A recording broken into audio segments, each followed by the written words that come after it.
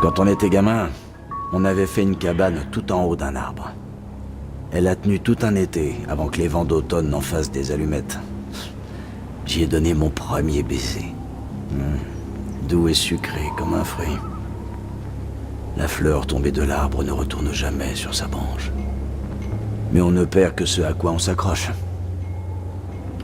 Il y a une cabane au nord d'ici, juchée sur un chêne, conçu pour durer des décennies. Les mômes qui l'ont bâti formaient un club. Ils l'avaient appelé la Ligue des chasseurs de monstres. Et ça n'avait rien d'une plaisanterie. Parce que c'est exactement ce qu'ils étaient. En fait, les fenêtres qui ouvrent sur d'autres mondes ont toujours été entrebâillées sur cette île. Et parfois, des choses en sortaient. Les mômes savaient, ils avaient peur. Mais ils voulaient quand même les affronter.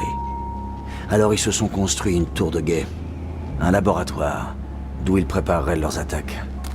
Elle est là depuis longtemps, si j'en crois Red.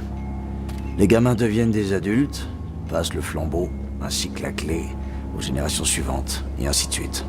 La Ligue a résisté, et la cabane aussi, jusqu'à maintenant. La forêt qui l'entoure grouille de bestioles d'un genre mortel.